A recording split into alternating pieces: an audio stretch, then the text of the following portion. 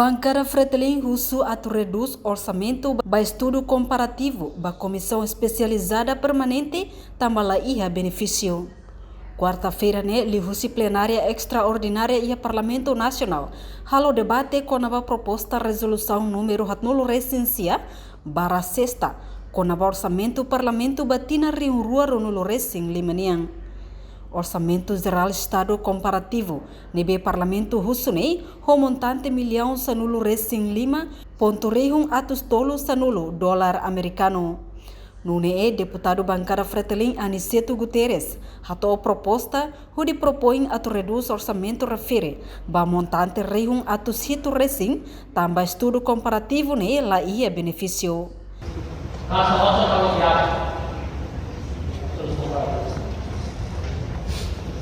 Materi kalau saya dulu evolusi setelah aproveitar komite estudos comparativos hasil evolusi ini. Para aproveitar kemarin pembangunan. Yang ada politika pembangunan saya ini. Lain mungkin tidak agora kita apa kali dia orçamento pertama kita akan melihat. Comissão estudos comparativos da Lua. Mereka bersegera. Kita tukar salah para kalau biar kita buat. Maju privilege.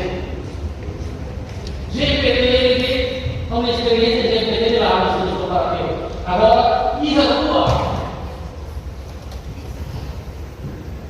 Ini kita bersegera. Masa kemudian kita representa pemuda, kita hari ini interesse. Kalau memang seorang presiden, kami harus proposta para asai, estudos comparativos, programa ini asainya. Karena kalian lihat, lainnya televisi, lainnya aproveitamento tidak terlalu. Enquanto o deputado Russi bancada CNRT, Natalino dos Santos, lá concorda orçamento da Comissão Especializada Siraceluk, Belecoa, mas B, Comissão B, la Bele, tamba Comissão B, halo Cooperação Internacional, onde hareba assunto defesa segurança nacional, proteção civil no Seluk-tang. Não aceita o Comissão Especializada.